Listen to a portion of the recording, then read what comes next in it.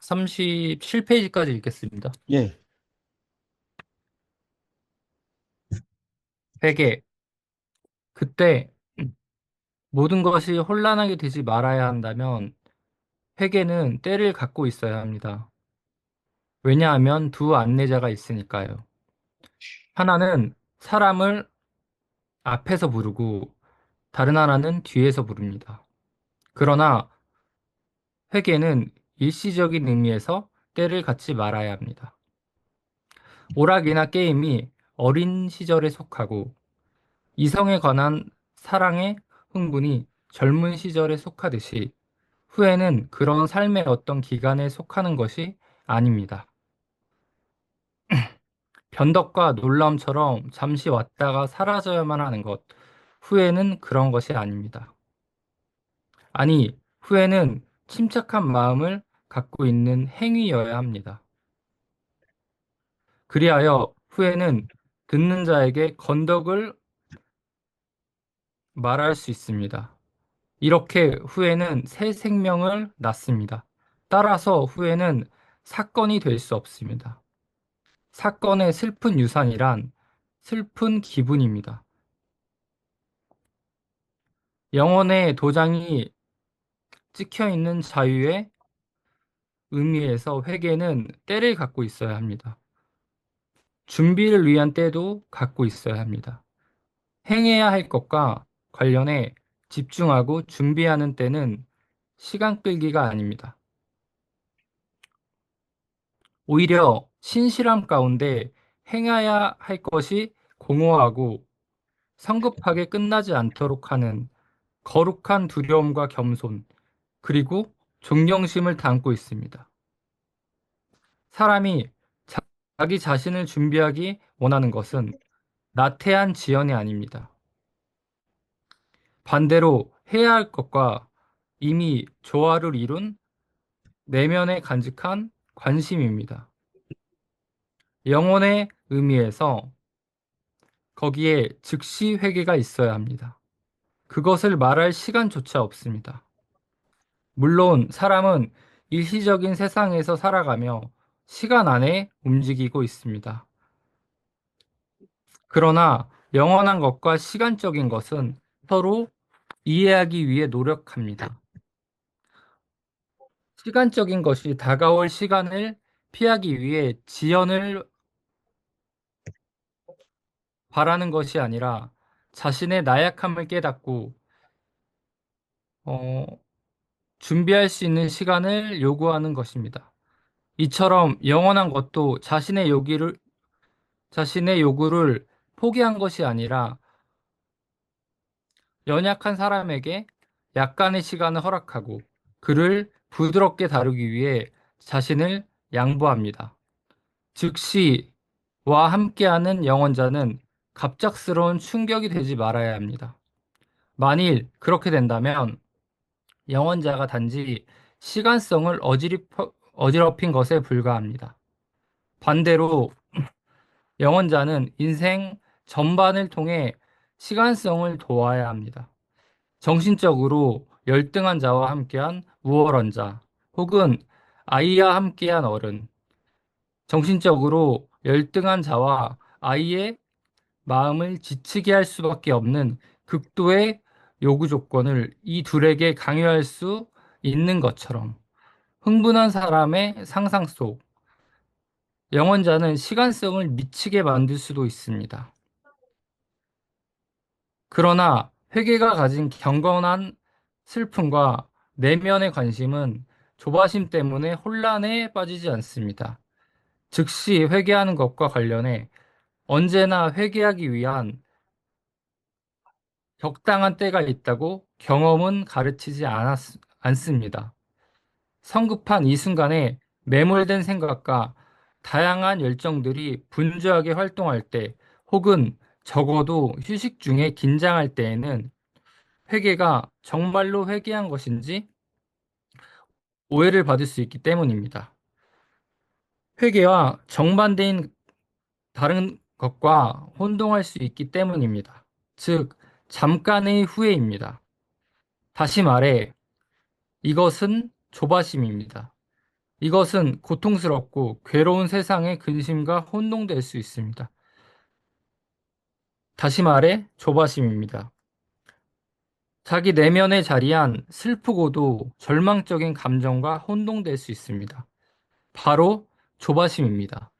그러나 조바심이 아무리 오랫동안 분노한다고 해도, 그래서 그 마음이 아무리 어두워진다고 해도 조바심은 절대 회개가 될 수 없습니다. 그 슬픔이 아무리 엉엉 울며 대소동을 벌인다고 해도 회개의 슬픔이 될 수는 없습니다. 비 없는 구름이나 잠깐의 소낙비처럼 그 눈물은 유익한 결실을 보기에 부족합니다. 이와 반면 사람이 더 무거운 죄를 지었지만 개가천선하여 해마다 선을 향해 조금씩 나아간다면 이에 비례해 자기의 죄를 결국 회개하게 될 것이 확실합니다. 시간적인 의미에서 그것은 날이 갈수록 점점 더 멀리 자기 뒤에 남겨놓은 죄입니다. 그러나 죄지은 자가 정직하게 회개한다면 그 죄는 생생하게 자기 앞에 살아 있어야 합니다. 잠깐의 회개는 의심을 부릅니다. 바람직한 모습도 아닙니다. 그런 회개란 내면의 염려가 아니라 그렇게도 생생하게 죄를 드러내고 있는 순간적 감정에 불과하기 때문입니다. 이런 회개는 이기적이고 감각적이며 순간적으로만 힘을 가집니다. 그 표현에 있어 흥분을 잘하고 가장 다양한 방법으로 과장하여 부풀리며 심지어 조급하기까지 합니다. 바로 이런 이유로 회개가 아닌 겁니다. 급한 회개는 슬픔의 모든 쓴맛을 단 한 모금으로 들이켜길 바랍니다. 이후에는 약해집니다. 죄에서 벗어나기만 바랄 뿐입니다.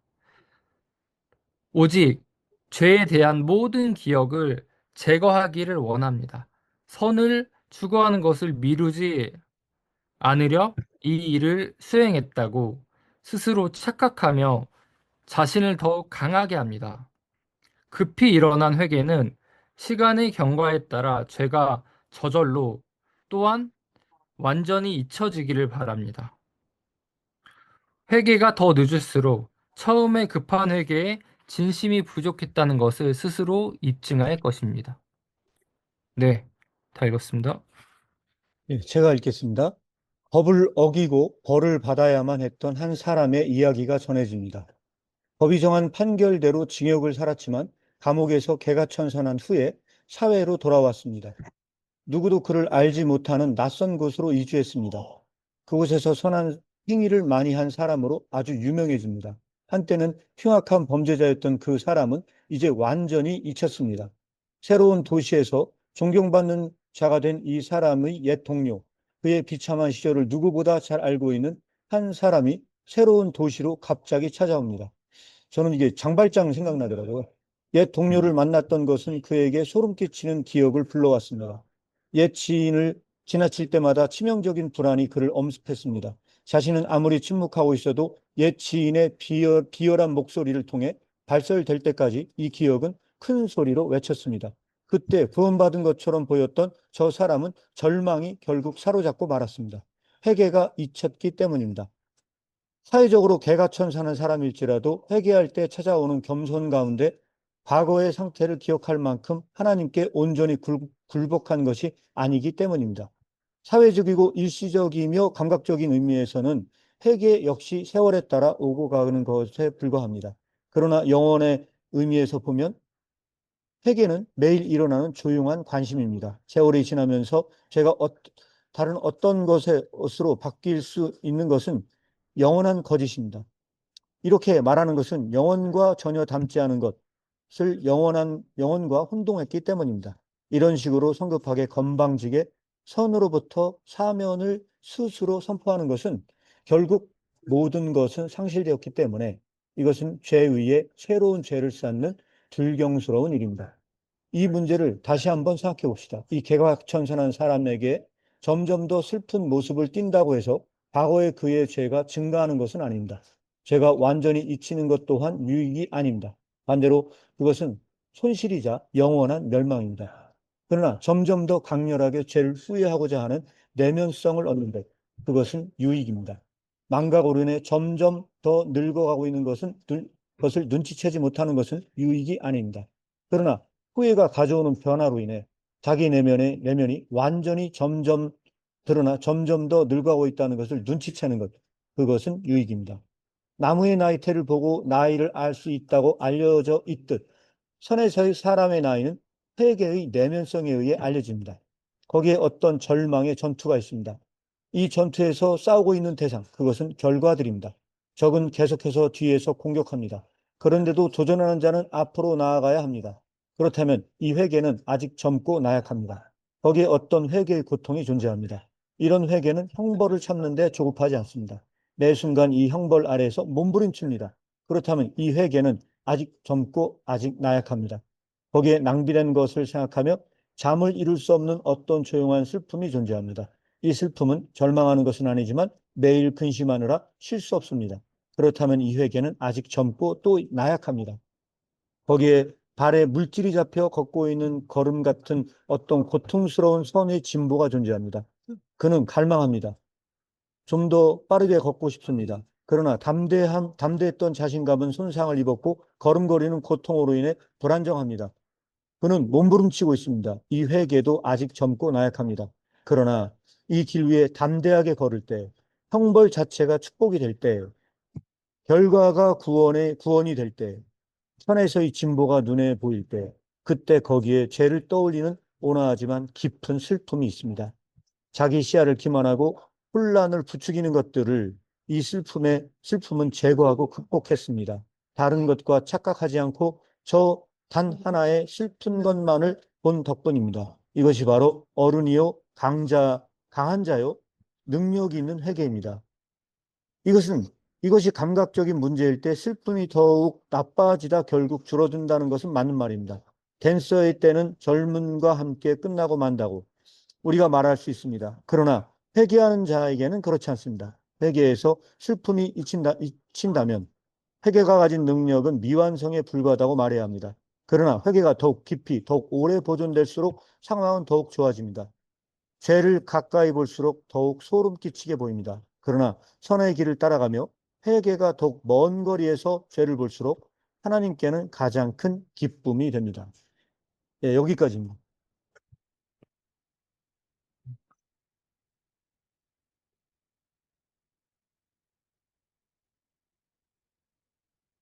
어렵네요. 전 좀, 어, 이건 예, 앞에 두 개보다 네, 훨씬 어려웠어요. 표현들이, 네, 그러니까 이런 얘기 하는 것 같은 데는 알겠는데, 네, 표현들이 되게, 그러니까 처음부터 처음에는 뭐, 회계는 때를 갖고 있어야 합니다라고 하잖아요. 근데, 네, 네, 그러다가 중간엔 또 회계는 일시적인 의미에서는 때를 갖지 말아야 한다고 하고, 예, 그다음에, 그다음에 뭐, 후회는 삶의 기간에 속한 게 아니라고 하고, 그다음 뭐, 후회는 뭐, 사건이 될 수 없다고 하고, 사건의 슬픈 유산이나 슬픈 기분, 이런 게, 표현들이 네. 좀 어렵더라고요, 저는. 아, 제가 잠깐 주석을 달면 이렇습니다.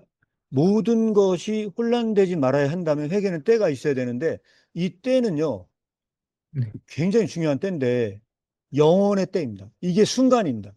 키르케고르가 불안의 개념에서 말하는 순간인데, 이 순간은 영혼의 원자입니다. 이런 의미에서 회개는 때를 갖고 있어야 되는데, 여기서, 그러나 회개는 일시적인 의미는 이게 영어 단어로 템퍼러를 번역한 건데, 이게 사실 덴마크어로 표현하자면 시간적인 의미에서로 번역해야 돼요. 아, 시간적인 의미에서 때를 갖지 말아야 된다는 거예요. 이거는 뭐냐면, 아이가 놀아야 될 때, 오락이나 게임이 어린 시절에 속하고 이성에 속하는 것처럼 그런 시간적인 때가 아니야. 아, 그건 뭐냐면 과거에는 있었지만 영원히 돌아오지 않는 때가 아니고 지속적으로 계속되는 하나의 영원의 때가 이제 그런 때인 것처럼 보이기 때문에 이건 그것과 구분해야 된다. 그 다음에 후회는 그런 삶의 어떤 기간에 속하는 것이 아니에요. 마찬가지로 후회도 영원의 후회는 그래서 이게 아까 저기 예가 없다. 고린도전서 7장 10절 9절을 꼭 집에 와서 다시 공부해 보시라는 이유가 뭐냐면요. 거기서 나오는 후회와 회개의 운동이 세상에서 하는 그 후회와 구분을 해요. 세상에서 후회하고 이게 다른 후회예요. 그래서 이 회개는 그런 그 후회할 일이 없는 때로 가거든요. 그래서 회개한 사람은 다시 후회로 돌아가지 않는다는 거거든요. 여기에서 말하는 이 후회는 그런 시간적인 후회가 아닌 그런 후회로 구분을 하셔야 된다는 얘기로 들려지고요. 여기서 밑줄 팍팍 쳐야 될 단어가 하나가 있는데, 그리하여 후회는 듣는 자에게 덕을 세우게 돼요. 이게 덕을 세우게 된다는 게 이 말이 죽음의 능병 서문 1장 첫 단어로 등장하는 그 단어예요. 그래서 덕을 세우게 되거든요, 이게. 그때, 자, 이거 밑줄 치는 게 이거거든요. 이런 후회가 새 생명을 낳아요. 이 새 생명을 낳는데 이게 킬케고르의 존재론이에요. 새로운 존재. 뉴빙입니다. 뉴빙. 오직 이 운동에서 태어난 존재가 뉴빙입니다. 그 뉴빙이 태어나. 그 후회를 통해서 새 생명이 태어나. 따라서 이 후회는 사건이 될 수 없어. 이 사건이 될 수 없다는 거는 이게 뭐냐면 계속 태어나니까. 계속 태어나요. 계속. 이거는 아, 그때마다 그래서 나무의 나이테가 이 나이테에 의해 알려지듯 인간의 영적인 나이는 회개와 후회에 의해 나이테가 생성되면서 이 생성된 존재가 지속적으로 만들어져 가거든요. 이게 업빌딩이에요. 업빌딩은 태어난 존재가 지속적으로 어떤 그 세워져 가는 그 단계 속에서 나아가는 게 한 번의 회개로 끝나는 게 아니고 지속적 그런 새 생명을 낳는 어떤 단계 속으로 들어가는 약간 그런 그 메타포적인 의미가 있다 보니까 그런 관점에서 이건 해석이 돼야 된다고 생각을 해요. 네. 이해가 확 됐습니다. 음. 감사합니다. 그, 또 좋은 한 가지 좀 예시를 들어서 설명을 또 할 수가 있을 것 같은 게 그 일시와 영원의 그 때를 구분하는 방법이 그러니까 예를 들어서 젊은 사람이 나중에 하면 되지. 그리고 뭐 늙은 사람이 나는 이제 다 늙었으니까 나는 이제 다 끝났다. 이렇게 얘기하는 게 일시적인 의미에서 말을 하는 거고. 근데 회계는 그렇게 얘기할 수가 없다. 후회와 회계는 내가 나이가 아직 젊으니까 나중에 더 얼마든지 할 수 있어. 나중에 얼마든지 할 수 있어. 라고 말할 수 없고. 또 마찬가지로 내가 나이가 많다고 해서 그건 젊었을 때 됐던 거야. 이런 식으로 말할 수 없다. 좀 이런 식으로 이해하면은 좀 이해가 잘 됐던 것 같아요. 예, 맞습니다. 그런 의미에서 이해를 해야 됩니다. 있는 것 같아요. 음. 그래서 그 33페이지에 그 얘기가 그 얘기예요. 노인조차도 그에게 아직 시간이 남아있다고 믿는 한 11시라는 시간이 안 와. 노인이 나이가 먹은 건 맞거든요. 그 나이가 먹은 노인도 뭐 아직 뭐 시간이 남아있다고 생각하는 그 노인은 이런 후회와 회개 때의 진정한 의미에서 11시라고 하는 이 늦은 때가 오지 않는다는 그런 뉘앙스로 해석을 해야 될 것 같습니다.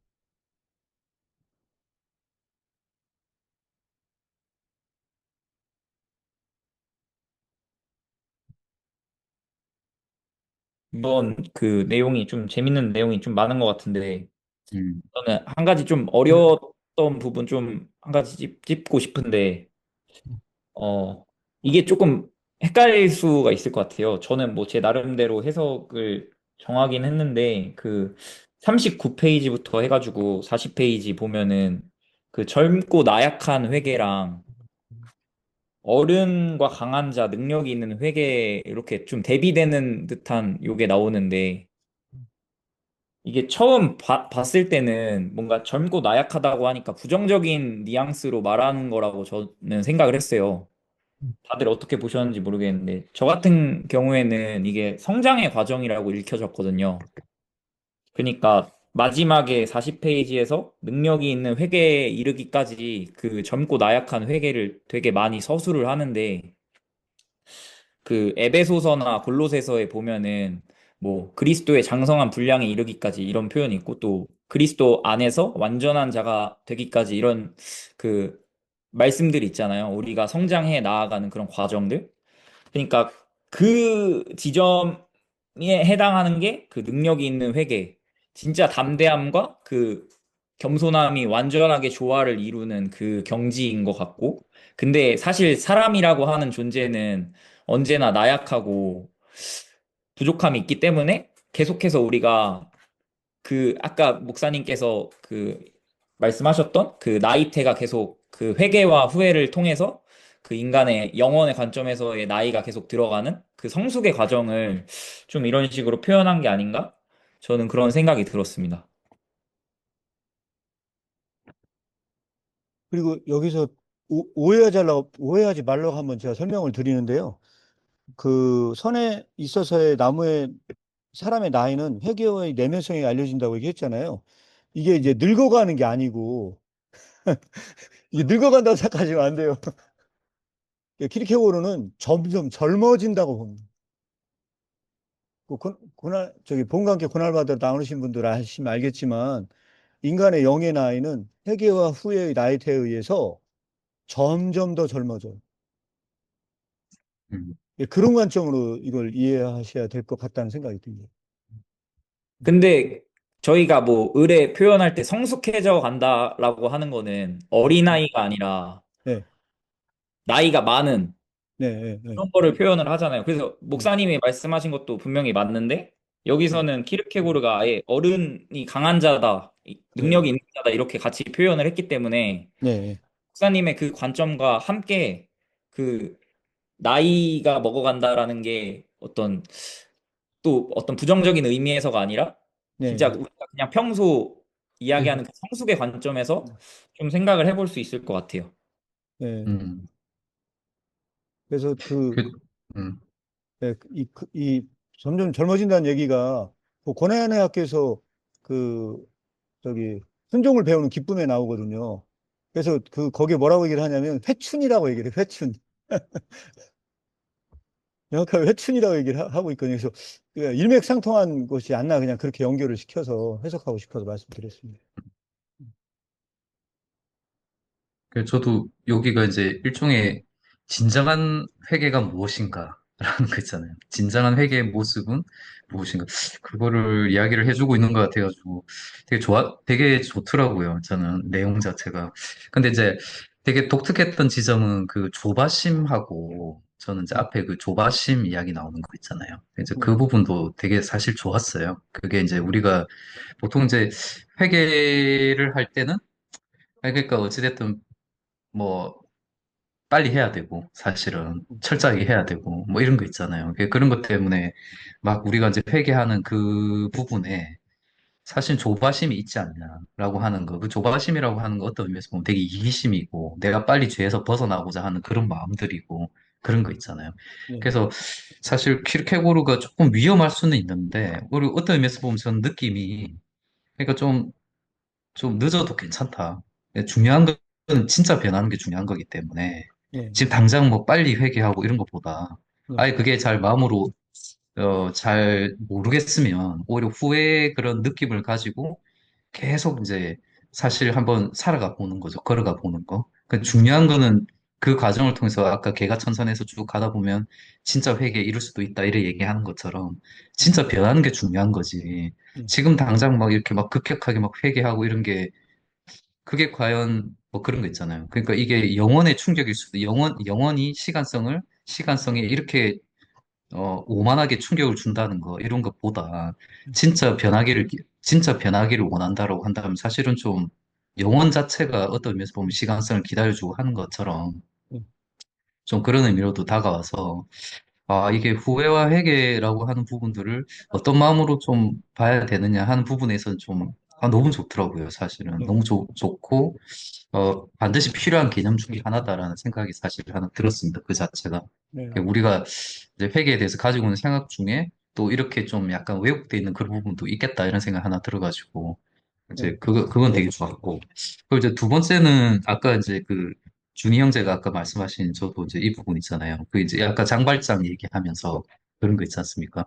네. 그럼 장발장 같은 경우에는 과연 어떻게 써야 되지 이런 생각이 들더라고요. 그 사람 나름대로는 정말 예, 수고하. 아주 어떤 면에서 보면 예, 철저하게 막 회개하면서 막 네, 했는데 네, 근데 이제 결국 그 자베르를 이야기하는 거지 않습니까? 자베르 와서 맞습니다. 이제 그런 네. 걸 확 떠올렸을 때 그래서 사실 어떻게 네, 보면 장발자 입장에서 이제 여기서 키르케고르 의미에서 네, 본다 그러면 네, 사실 이것도 하나님 허락하신 것이고, 어떤 네, 면에서 보면, 네, 내가 당해야 될 것을 당하는 거라고 생각하는, 그걸 감당하려고 하는, 네, 이제 그런 태도가 네, 진짜 진정한 회개지 않냐. 네, 예, 이제 그 상태에서 자기가 막 절망에 빠지고 이런 건 오히려 회개를 잊어버린 거다. 이렇게 네, 이야기하는 거 있지 않습니까?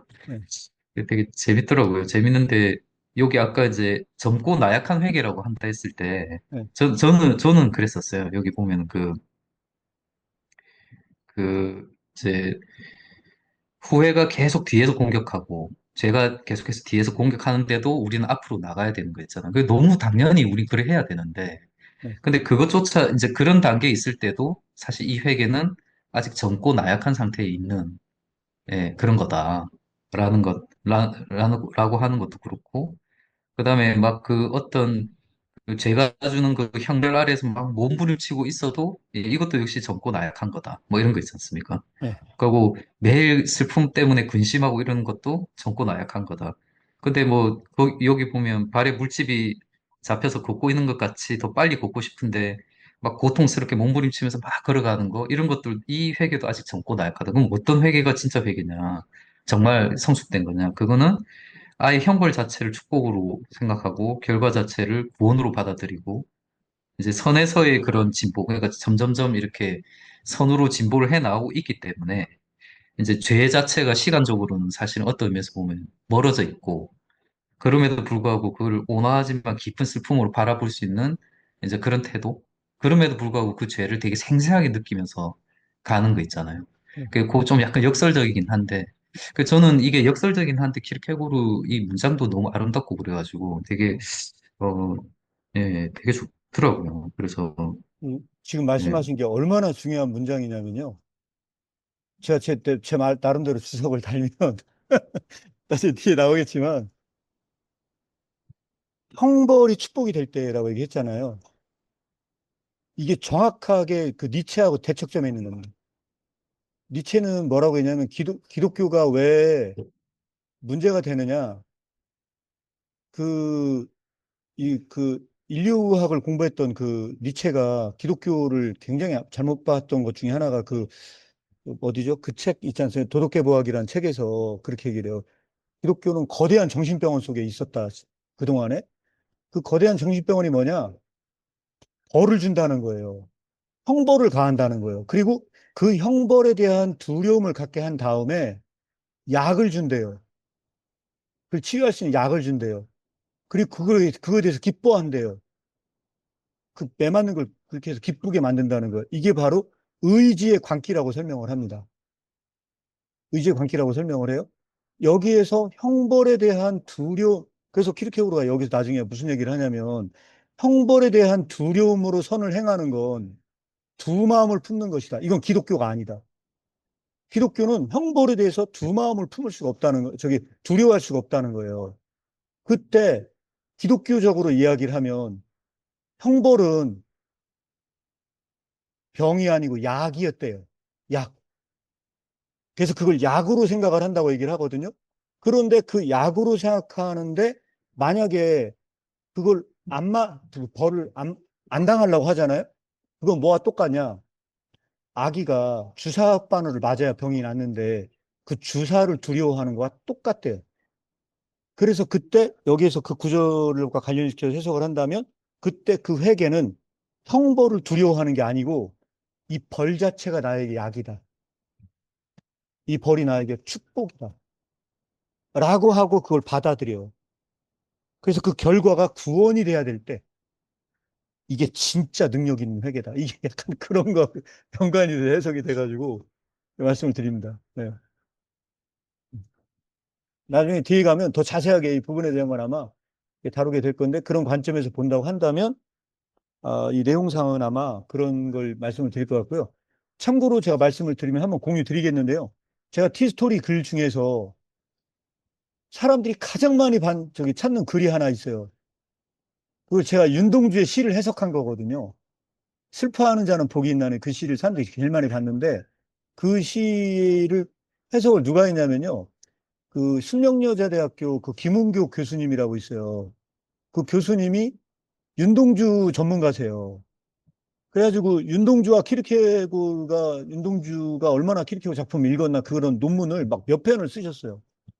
그 논문 중에 하나에 이 슬퍼하는 자는 복이 있나니를 쭉 해석을 했거든요.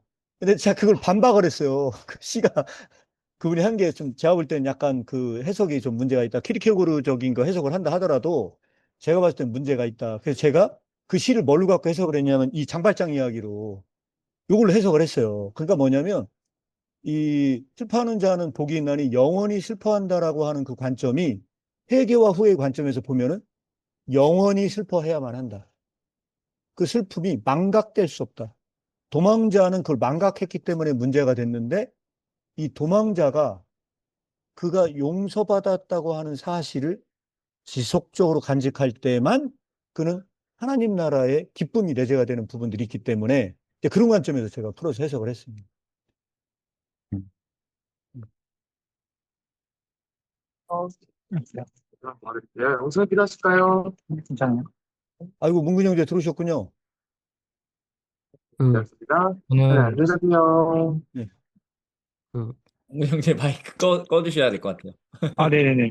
아니, 왜 이거 갑자기 켜졌지? 껐는데?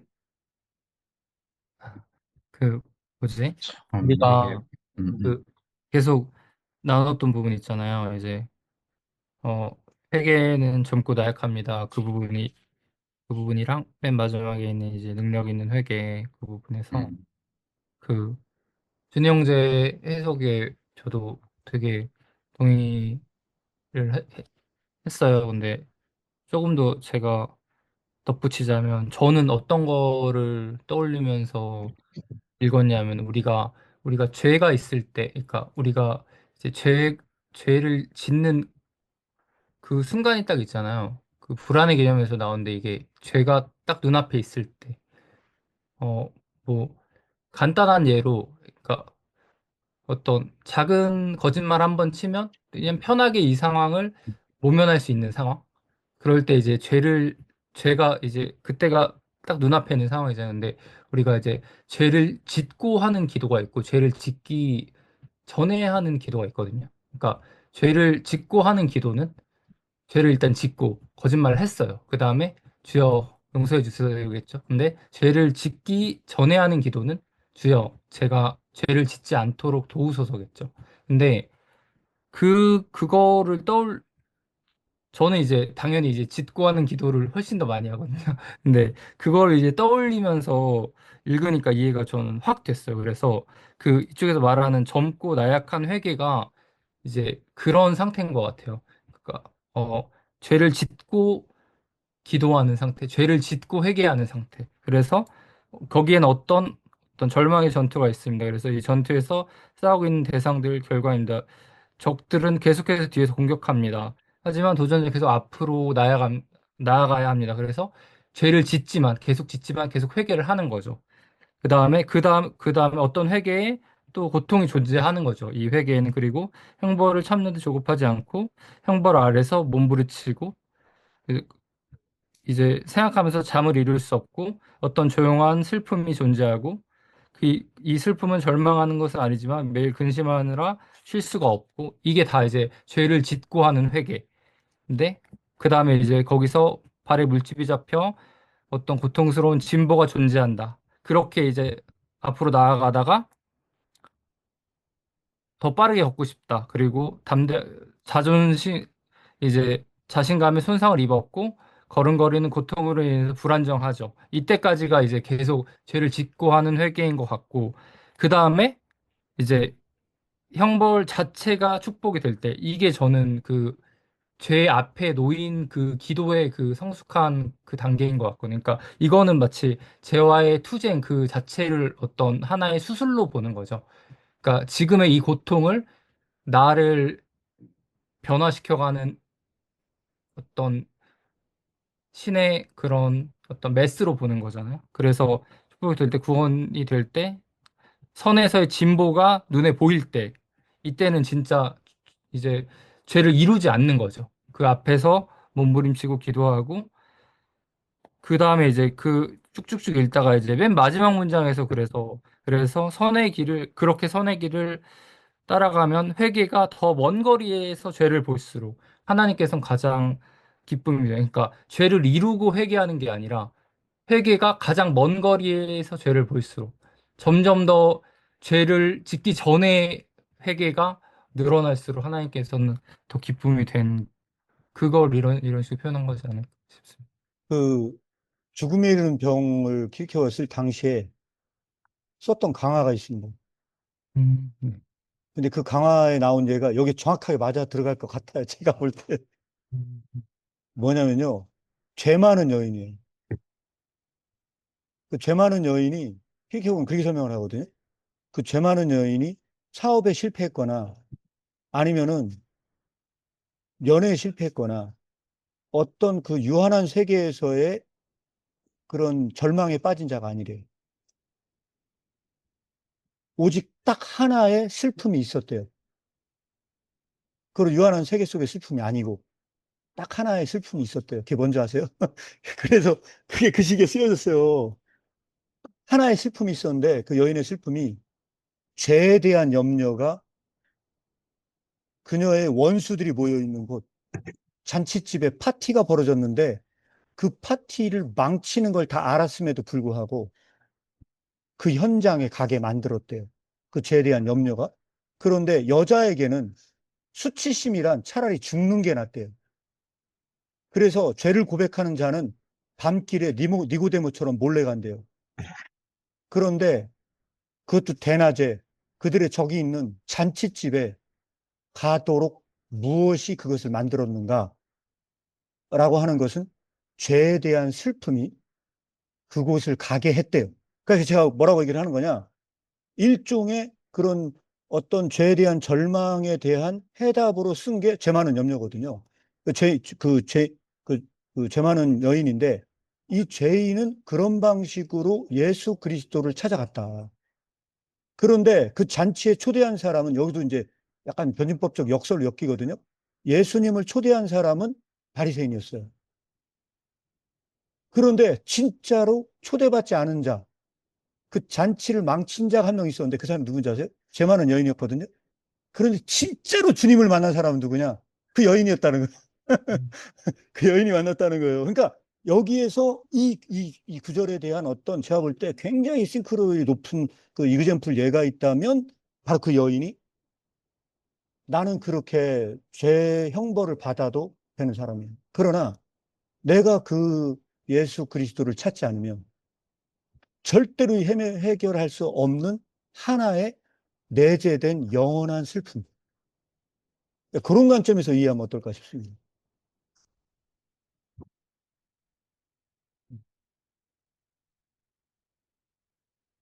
음.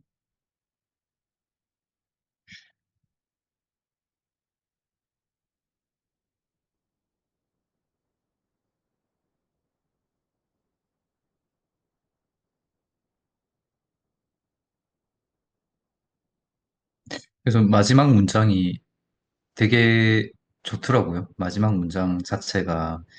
그러니까 그 일단 회개에서 슬픔은 잊혀져서는 안 되는 거로 읽히지 않습니까? 그죠? 그러니까 회개에서 이제 슬픔은 잊혀져서도 안 되고 이제 죄는 생생하게 살아 있어야 죄는 생생하게 볼 수 있어야 한다. 뭐 아까 앞에도 그런 얘기도 나눴는데.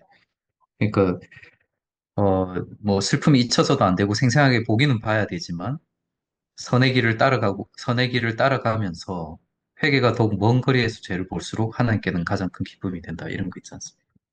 이것도 되게, 제 생각에는 이 문장도 해석하기가 굉장히 애매한 문장 중에 하나인데, 음, 네, 저는 항상 제가 틀렸을 수 있다. 그 가정할 말씀을 드려요. 왜냐면 다 해석의 여지가 남겨져 있는 문장이다 보니까. 근데 제 개인적인 생각은 굉장히 이게 비유적으로 쓰였다. 그러면 회개는 먼 거리에서 죄를 보잖아요. 그럼 여기 그런 생각을 해봐야 돼요. 가까운 거리에서 죄를 보는 건 뭐라고 생각하십니까? 음, 가까운 거리에서 음, 죄를 보는 건 뭐냐? 저는 사실 그게 후회 음, 같아요. 후회는 죄를 짓고 굉장히, 나서 하는. 예, 죄를 짓고 나서 굉장히 가까운 거리에서 죄를 보다 보니까 절망적 상태에 빠지거든요. 거죠. 그래서 완전히 내면성이 무너진 상태로 갈 수밖에 없는 게 일종의 후회예요. 그런데 후회는 항상 늦게 오는 진실한 친구거든요. 나를 진지한 상태로 만들어주는 나의 진실한 친구야. 근데 항상 걔는 날 너무 늦게 와. 그래서 나를 악으로부터 나오라고 이끌어주거든요. 그런데 회개는 방향을 전환하거든요. 앞으로 전진하거든요. 앞으로 가는 운동이거든요. 회개는 앞으로 딱 당겨서 보잖아요. 그럼 쟤를 먼 거리에서 보게 돼. 그런데 그게 하나님께는 기쁨이에요. 이게 인간의 기쁨이 아니고 하나님의 기쁨이에요. 하나님께는 이게, 야, 너 잘했어. 바로 그거야. 넌 계속 앞으로 가. 하나님께서 그를 인정해줘요. 너는 가는 길이 맞다고. 딱 그런 뉘앙스로 이게 해석이 되거든요. 그러면 네, 그 혹시 네, 이쪽에서 말하는 네, 온화하지만 깊은 슬픔 있잖아요. 네, 네. 음, 혹시 신의 슬픔인가요? 하나님의 슬픔? 어디쯤에 나오는 거예요? 말씀하신 거죠? 40페이지에 이제 능력 있는 회개에 있는 부분 있잖아요. 그래서 아, 예. 이 길에서 담대하게 걸을 때 형벌 자체가 축복이 될 때 결과가 구원이 될 때 선에서 진보가 눈에 보일 때 그때 거기에 죄를 떠올리는 온화하지만 깊은 슬픔이 있습니다. 자기 시야를 기만하고 혼란을 부추기는 것들을 이 슬픔은 제거하고 아, 이 극복했습니다. 슬픔은 그 회개한 사람 얘기하는 것 같은데요. 제가 볼 때는. 음, 그러니까 그 네, 회개했어도 그는 죄를 망각하지 않는다는 거거든요. 이 죄를 망각하지 않는다는 거를 그 복음과 함께 고난을 받으라의 용어로 얘기하자면 이런 겁니다. 네가 다른 건 몰라도 용서받았다고 하는 건 있지만 너의 모든 과거가 다 잊혀질 수는 있어. 그러나 용서받았다고 하는 그 사실 하나는 잊지 마. 왜? 그걸 잊으면 너는 타락해. 그러니까 그것처럼 이 슬픔은 간직돼야 돼. 그런 느낌으로 좀 이해가 됐습니다. 그래서 그 키르케고르는 굉장히 그 강화에서는 재미난 얘기들을 많이 하는데 그게 뭐냐면 기쁨만 있는 거는 그게 완전한 기쁨이 아닙니다. 항상 인간의 그 기쁨이나 어떤 그 하나님께서 주신 거는요, 이 지상의 세계에서는요, 고난과 믹싱돼서 있을 때만 그게 진짜 완전한 기쁨으로 그려지거든요. 여기서 마찬가지로 어떤 여기에서 인간이 자기를 극복하는 상태는 슬픔이 완전 제거된 상태가 아니라 늘 그게 공존했을 때만 슬픔. 그래서 옛날에 그 카톨릭 그 신부가 쓴 글을 하나 본 적이 있었어요. 근데 그 글이 뭐냐면 어떤 사람이 진짜 여행지에 진짜 멋있는 장소에 간대요. 가는 그 순간 아름다운 그 광경을 보고 너무너무 기뻐한대요. 너무너무 기뻐하는데 그가 사랑하는 자라면 그때 갑자기 슬픔이 내재가 된대요. 왠지 아세요? 그분이 그런 얘기를 하세요. 왜냐면 진짜 어마어마하게 좋은 걸 봤는데 갑자기 사랑하는 자는 갑자기 슬픔이 내재된 이유가 뭐냐면 사랑하는 자와 함께하지 못한 슬픔이 거기에 내재된대요. 그 사랑하지 않았더라면 그런 감정이 없었을 텐데 하필 사랑하는 감정이 들어서 그 기막힌 광경 속에도 슬픔이 따라온다는 거예요. 약간 이제 그런 뉘앙스라고 보시면 될 것 같아요. 사랑하는 자는 기뻐하는 순간에도 항상 그 슬픔이 공존된 상태로 남아있는 약간의 어떤 그런 뉘앙스인 것처럼 이게 느껴지거든요. 네, 그러면 예, 한국에서 우리도 다 슬프지 않나요?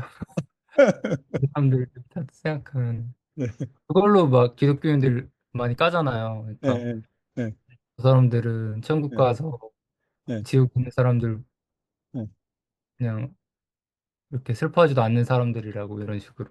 네. 그래서 그 사랑의 실천 보면 거기 진짜 그 모든 것을 소망한다, 모든 걸 믿는다. 거기 보면 저는 사실 그 보면서 느끼는 게 하나 있어요. 아, 나는 아직 사랑하는 사람이 아니구나. 그러니까 그 보면서 느끼는 게 사랑은 모든 것을 소망하고 모든 걸 믿는다잖아요. 사람이 가장 절망적으로 변하지 않는 순간에조차도 저 사람은 안 돼라고 말하는 순간에도 사랑만 아니 그럼에도 불구하고 변화될 가능성을 믿는다는 거잖아요. 음. 그 사실 저는 그게 안 되거든요. 이제 글로써 안 되는데 생각을 하는데 그러니까 제가 그 부분을 딱 보는 그 순간은요. 저는 솔직히 그런 마음 딱 드는 거거든요. 야, 진짜 나는 아직 아니구나. 나는 아직 사랑하는 사람은 아니구나. 저는 사실은 집에서 제 아내하고 싸울 때만 하더라도 거의 절망적이거든요. 아, 나는 진짜, 그러면서, 진짜 암전해. 쟤는 암전해. 그렇게 얘기를 하지. 내가 그래도 마음속에, 주님, 언젠가는 변화될 가능성이 믿을 수 있냐. 진짜 그게 굉장히 어려운 과제라는 걸 제가 알았습니다. 야, 이 사랑하는 게 진짜 평생의 과업이구나. 제가 그런 생각을 갖게 됐거든요. 음, 맞습니다.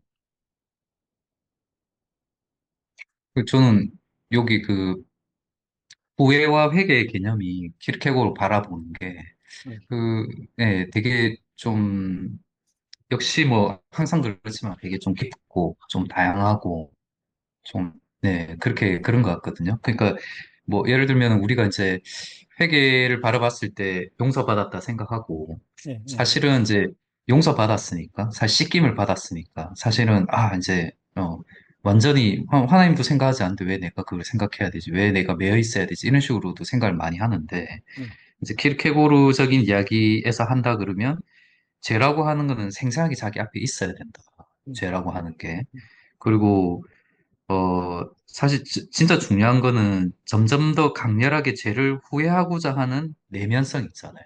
예, 그러니까 그 죄에 사로잡히는 게 아니지만 예, 그 죄가 주는 그 슬픔과 거기에 확 사로잡혀가지고 아무것도 안 하는 것도 아니고 예, 그렇다고 우리가 죄를 아예 잊고 앞으로만 나가는 그것도 아니고 사실은 예, 뭐 두 개를 동시에 가지고 있어야 되잖아요. 뒤에서 부르고 앞에서 예, 이끌고 하는. 근데 어찌됐든 이제 우리가 가지고 있어야 되는 생각은 점점 더 강렬하게 죄를 후회하고자 하는 내면성이 있느냐라고 하는 부분도 되게 예, 중요하다라는 생각이 들거든요.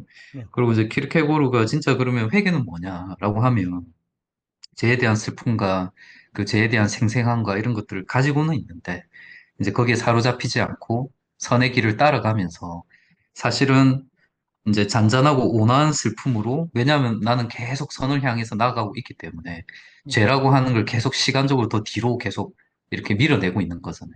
예, 그러니까 그 죄를 좀 더 먼 거리에서 바라보면서 그 죄에만 확 사로잡혀가지고 있는 것이 아니라, 예, 그렇다고 해서, 그렇다고 해서 이제 죄를 갖다가 잊어버리는 게 아니라 생생하게 기억하면서 그 내면성 있잖아요. 더 강렬하게 죄를 후회하고자 하는 내면성을 계속 예, 키워가면서 예, 앞으로 나아가자 하는 그런 태도?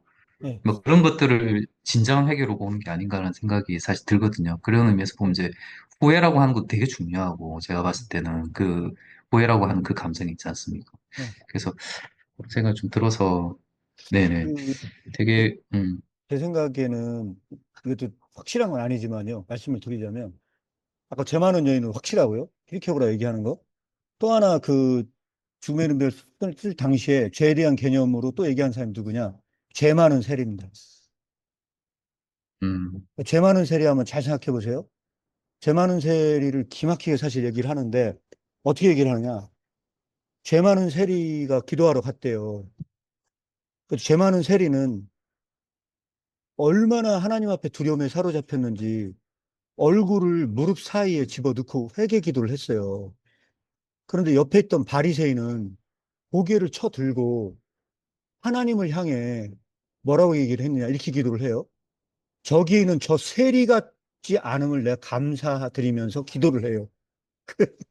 그러니까 이렇게 무슨 얘기를 하느냐?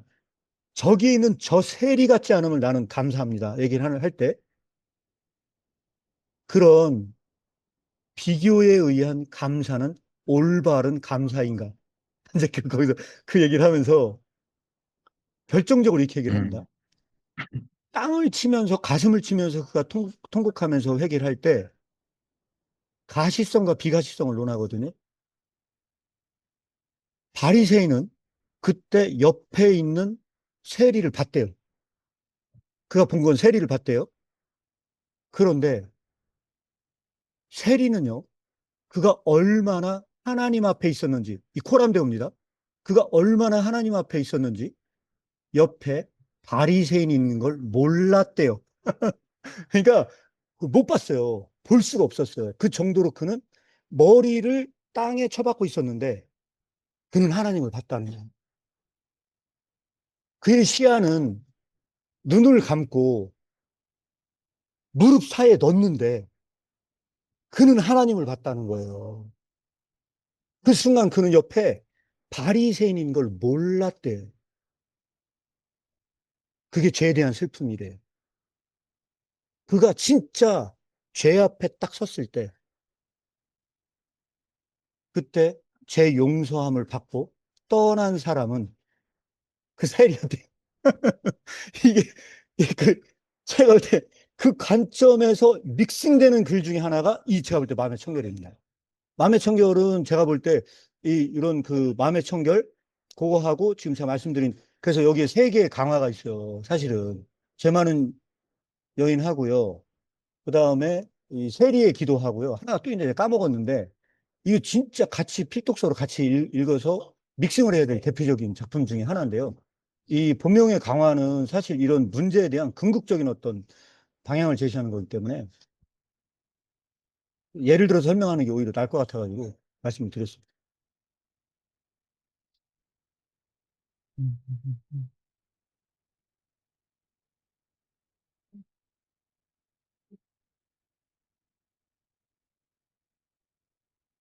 네, 혹시 또 뭐 질문 분이 있으면 말씀해 주시고.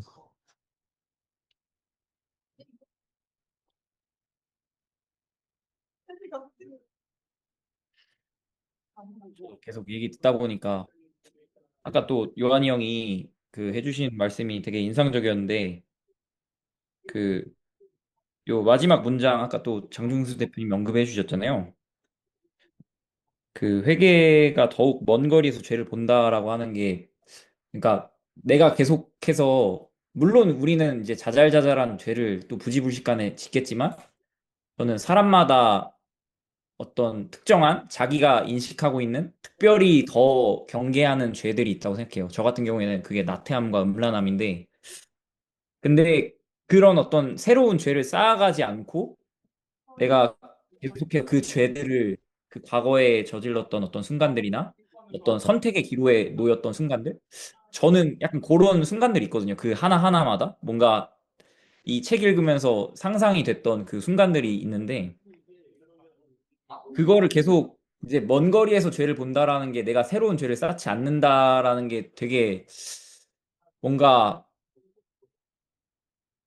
참 내가 나아가야 할 방향이구나라는 생각이 또 같이 들었고 이게 뭔가 계속 이제 좀 책을 읽으면서 같이 대화를 나누다 보면은 뭔가 내용 파악이나 이런 거에 좀 집중을 하다 보니까 진짜 키르케고르가 뭔가 전하고 싶었던 그런 어떤 뉘앙스? 너가 진짜 그 회계 운동으로 들어가고 있냐?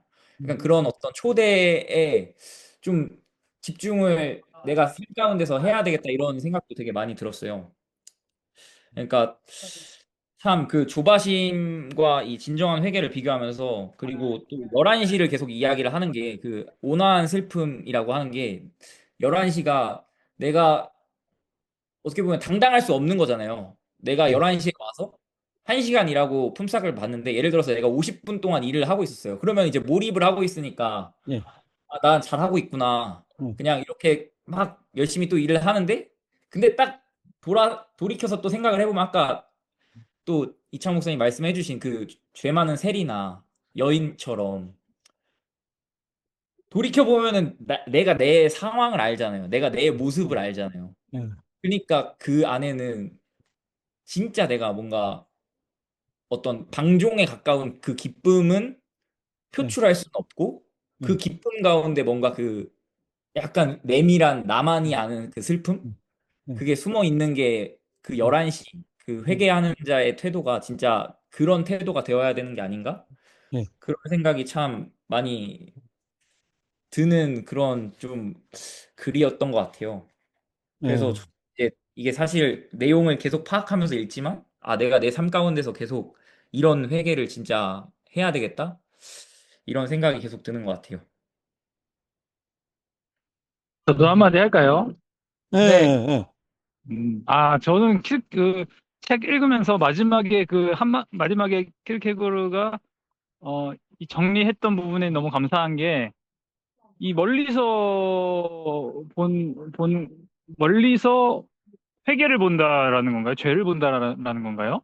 세계가 먼 거리에서 죄를 볼수록 아, 하나님께서 기뻐하신다. 아. 그러니까 뭐 하나님의 시선으로 죄를 본다, 라고 저는 그렇게 해석이 되거든요. 뭐 우리가 보면 뭐 이런 어 그 굉장히 뭐 여러 가지로 해석이 되겠지만 하나님이 죄를 보시는 그 방법이 거의 그냥 하나님 수준이잖아요. 그게 하나님 수준이고 누구도 이제 앞에서 이제 뭐 멸망 이런 얘기도 나왔던 것처럼 뭐 당연히 멸망받아야 되는 그런 이제 죄가 이제 얼마나 무서운지 또 그게 이제 하나님의 시선인데 그걸로 이제 저는 이제 정리를 마지막에 아 다른 회계 다 잘못된 거야. 하나님이 보시는 어떤 이런 먼 거리에서 보는 어 이런 이제 그걸로 이제 돌아가는 게 그것만이 어떤 유일한 방법이다라고 그렇게 정리한 것 같아서 너는 굉장히 안심도 되고 왜냐면 그 하나님의 관점으로 결국에 죄를 보지 않는다면 뭐 전혀 이게 내가 회개했다고 말할 수도 없는 거고 어디로 회개해야 하느냐 이것도 뭐 갈 방향을 잃어버리는 거죠. 하나님께로 이제 우리가 돌아가는 거고 회개하는 건데 저는 너무 굉장히 감사함을 느끼고 좋은 책인 것 같습니다. 이상입니다. 예, 네. 혹시, 예, 예, 사실 저도 아까 준이 형제가 이야기한 것처럼 그 키르케고르의 후회와 회개의 그 느낌 있잖아요. 키르케고르가 이 책에서 계속 표현하고 있는 그 후회와 회개의 그 느낌이 너무 사실 제가 생각할 때는 사실 되게 아름답게 사실 많이 느껴지더라고요. 네, 키르케고르 예, 이게 참 이렇게 아름답다고 이야기해도 되는지 모르겠는데 하여튼 아름답게 좀 되게 느껴졌고 네, 너무 중요하다는 사실 생각이 들어요. 그러니까 아까 이제 그 회개에 대해서 그러니까 이게 진짜 제대로 된 후회와 회개가 그 죄에 대해서 더 강렬하게 그 죄에 대해서 후회하고자 하는 그 내면성이라고 하는 그런 얘기 있잖아요. 그것도 실제로 보면은 이전에 지었던 자기의 그런 죄악의 그런 상태들 이런 거를 실제로는 되게 어떤 의미에서 보면 은연히 돌아가기를 원한다든지 그런 경우도 사실 좀 많다고 생각하거든요. 그게 네, 정말 그 심리적인 거기 때문에. 네, 그래서 어떤 의미에서 보면 이제 계속 그러니까 살아가면서 후회와 회개를 통해서 그리스도인으로서 살아가면서 내가 그 죄에 대해서 더 강렬하게 그 죄를 후회하고 미워하는 그 내면성을 계속 키워가고 있느냐라고 하는 부분 너무 중요하지 않냐는 사실 생각이 또 들었고 그래서 일단 후회가 되게 중요하다는 생각이 들거든요. 저는 이제 후회에서 키르케고 이야기하는 그 내용이 사실 너무 빨리 가지 않아도 지금 당장 즉시라고 하는 것에만 빠져들지 않아도 되지 않냐. 사실 진짜 중요한 거는 이걸 꾸준하게 아주 뭉근하게 계속 가져가서 결국은 변하는 게 중요한 거기 때문에 그리고 후회라고 하는 거 저는 되게 중요한 감정이라는 생각이 들더라고요. 후회라고 하는 게 과거와 연결이 되고 과거의 그 사람들과 연결이 되는 지점이기 때문에 그런 부분이 되게 중요한 생각이 들었고 그다음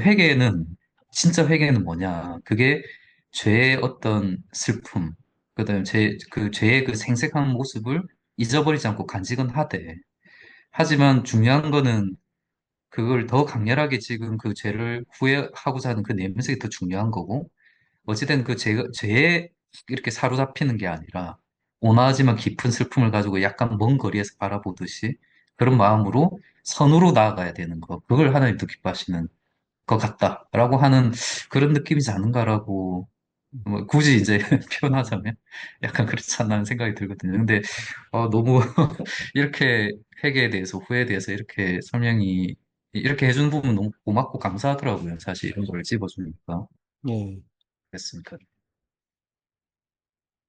예. 혹시 시간이 또 많이 지나가게 갔는데, 음. 홍석진 목사님 계시면 혹시 한 말씀 해주셔도 좋을 것 같은데, 예. 아, 예. 뭘 한마디를 해요. 그냥 신입생인데. 예.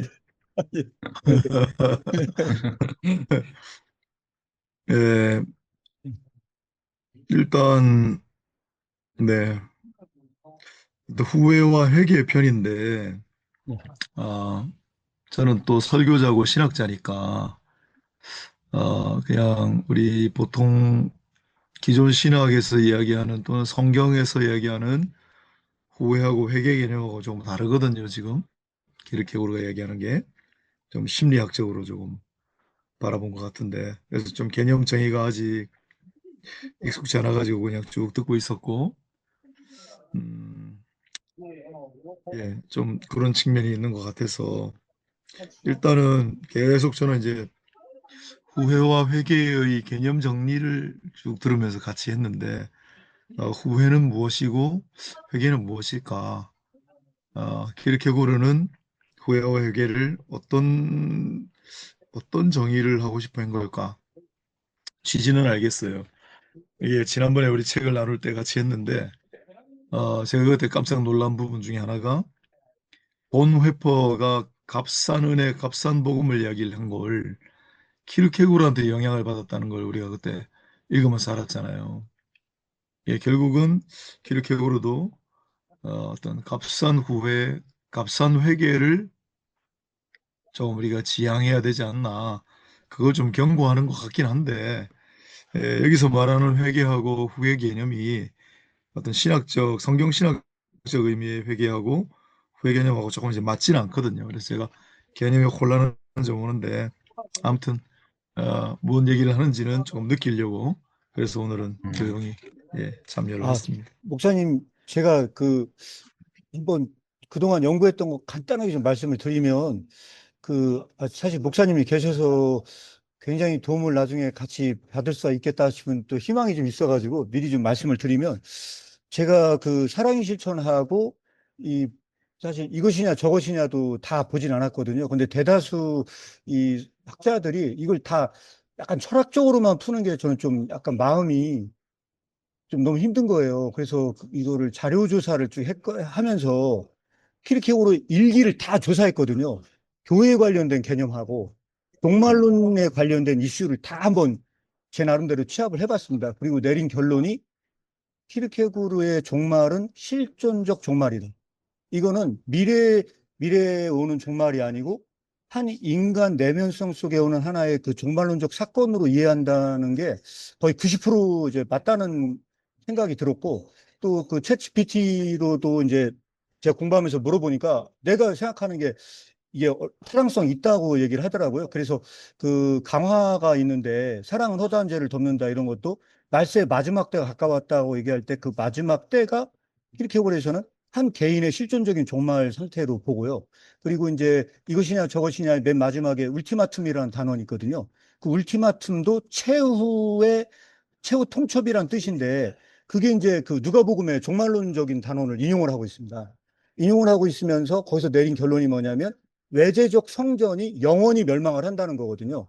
외재적 성전이 영원히 멸망을 하면서 그 성전 자체가 인간의 내면성 속으로 들어온대요.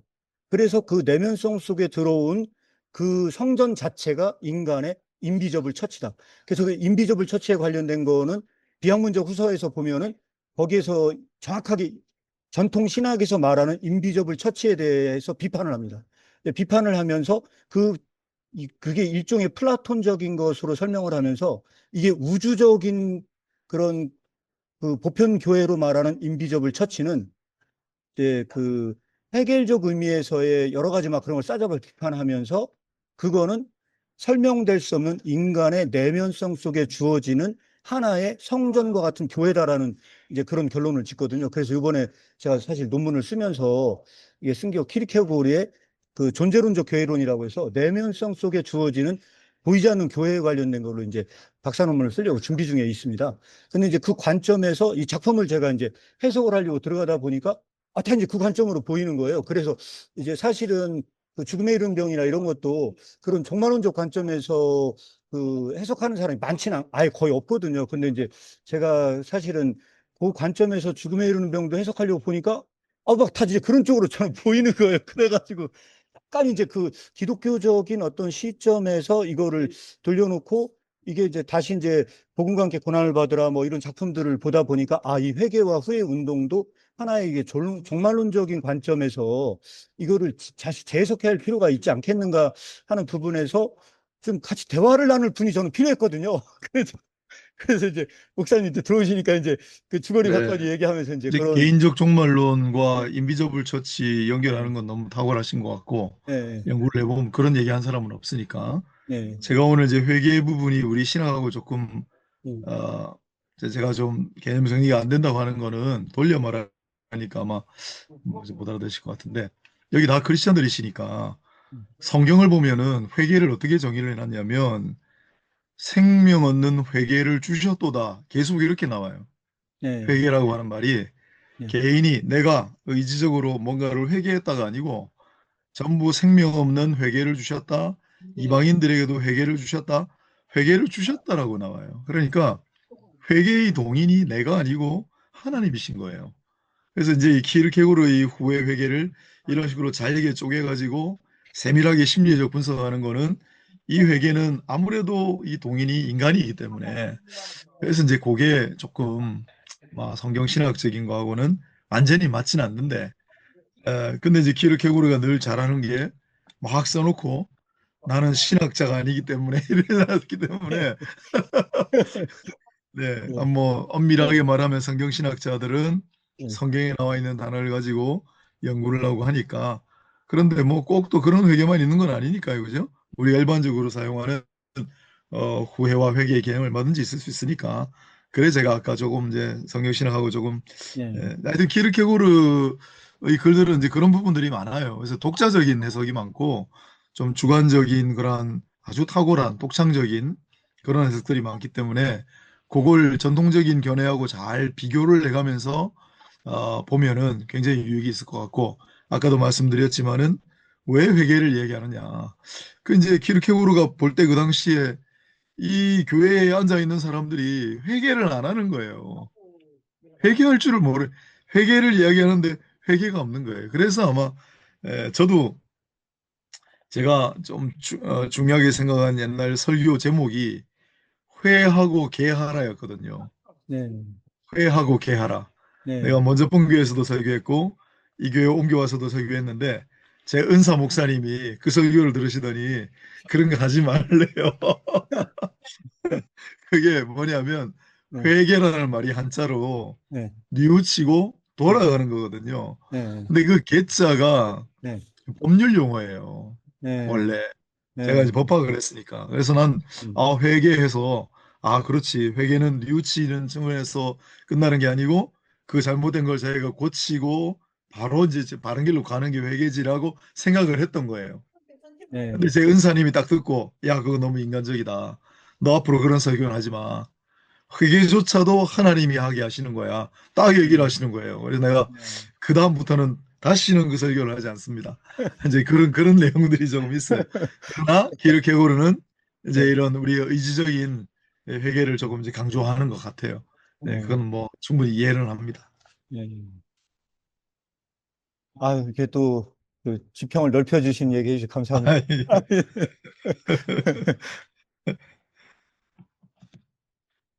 아, 저희 네, 이야기 하다 보면은 네, 약간 칼빈 신학적인 관점은 좀 약간 어떻게 보면 거리를 두고 이제 이야기를 하게 되는 그런 경향이 좀 있었는데 목사님 와주셔서 또 그런 관점으로 얘기해 주시니까 또 좋네요. 그게 이제 우리 칼빈 신학자들은 제가 오늘도 책 한 권 보고 왔는데 이제 칼빈 신학 정통 칼빈 신학자인데 밑에 각 줄을 봤어요. 참고문헌이 전부 칼빈 책이에요. 네, 주제가 네, 삼일체 관련된 주제였는데 네, 이 양반은 모든 근거 구절을 전부 칼빈 책에서 그러니까 네, 칼빈 신학자들이 이야기하면 오늘 우리 이 주제 있잖아요. 구회, 회개, 개인적인 종말론, 인비저블 처치 있죠. 칼빈 신학자하고 얘기하면 그거 다 있다. 기독교 강요에 다 나온다. 해가지고 다 찾아낼 거예요. 예. 네, 그게 이제 칼빈 신학하는 사람들의 뭐 특장점이기도 하고 좀 맹점이기도 하고 네, 네, 모든 걸 칼빈 신학 기독교 강요로 다 회귀하기 때문에 근데 꼭 그런 건 아니거든요 또 네. 네. 아유, 좋은 말씀 감사합니다. 네, 혹시 이제 마칠 때가 된 것 같은데, 네. 혹시 이건 진짜 꼭 얘기해야겠다, 이런 거 있으시면.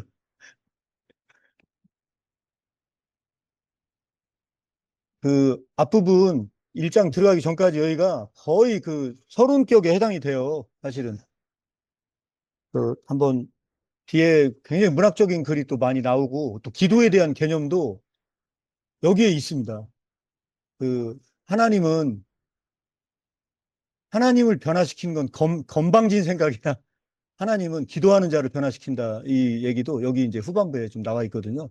그래서 아마 다음 시간에 좀 기도와 관련해서도 논의할 많은 부분들이 있을 것 같고 특히 마음의 청결에 관련된 거는 나중에 뒤로 가면 정말 진짜 논의할 내용들이 정말 많을 것 같고 특히 홍석진 목사님 그 뒤에 가시면 또 워낙 그 쇼펜하우어하고 또 니체도 많이 읽으셔가지고 저희에게 많은 도움을 줄 수 있는 이야기 해줄 수 있을 것 같은 관련된 게 좀 많이 있어서 저는 많이는 보지 못했고 도덕개보학 조금 읽어가지고 그걸로 좀 이렇게 비교하는데도 할 얘기가 진짜 많겠더라고요. 그러니까 저는 도덕개보학을 다 봤어요. 네, 그것도 얼마 안 됐어요. 근데 네, 하나도 기억을 못 하는데 네, 목사님은 도덕개보학을 네. 기억을 하고 끄집어내서 인용을 할 수 있다는 결정적인 차이죠. 나는 도움이 하나도 안 돼요. 그래서 그 저는 왜 그게 그런 문제가 있냐면요. 저는 키르케고르를 먼저 보잖아요.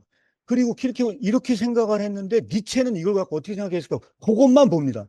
그러니까 이게 기억이 잘 나는 이유가 그 예를 들어서 내 이웃을 내 몸처럼 사랑하라라고 하면서 이웃이라는 가까이란 뜻이다. 가까이 있는 사람을 사랑하는 뜻이다라고 했는데 니체는 뭐라고 말했을까? 그게 궁금한 거예요. 그래서 자라투스트라는 이렇게 보니까 거기에 이웃에 대한 얘기가 있는 거예요. 그러니까 다른 건 안 읽어요. 그것만 읽어요. 근데 이제 거기에는 시간이 좀, 네. 네. 근데 거기는 거꾸로 얘기를 하는 거예요. 멀리 있는 사람을 사랑해라. 가까이 있는 사람 절대 사랑하지 마라. 그러니까 이제 놓고 머리가 막 진짜 헷갈리는 거에서 거기를 막 집중적으로 탐구를 했거든요. 그러니까 그렇게 하다 보니까 이해를 하는데 다른 건 모릅니다. 다른 건 모르고. 여기 이제 오늘 또 형제분들이 있으니까 네, 니체하고 키르케고르를 딱 읽으면 네, 공통점이 있어요. 네, 제가 쫙 읽으면서 뭘 느꼈냐면 네. 이분들 온전하게 사실 수는 없을 것 같은데 이거 나중에 이거 나중에 미쳐버리지 않을까? 두 사람 네, 다. 네, 예. 근데 약간 이제 말년이 좀 그렇잖아요. 네, 그러니까 글의 광기가 느껴지는. 네, 네, 두 사람 읽으면서 네, 그런 공통점을 좀 느꼈고, 그 네, 다음에 차이점은 이창호 목사님 지적하신 게 정확해요. 완전 반대예요. 네, 완전 반대. 예. 네, 그래서 키르케고르는 조금 좀 연약한 사람들에 대한 동정심, 자비심도 보이고, 본인 스스로도 그런 고통을 많이 겪었기 때문에. 근데 니체는 이 도대체 어떻게 된 사람인지 아버지 목사님이잖아요. 그런데 막 보면은 장애인, 여성 이런 데 대한 차별, 혐오감, 뭐 기독교 비판하는 거는 장 넘길 때마다 나오고 이상한 사람이에요.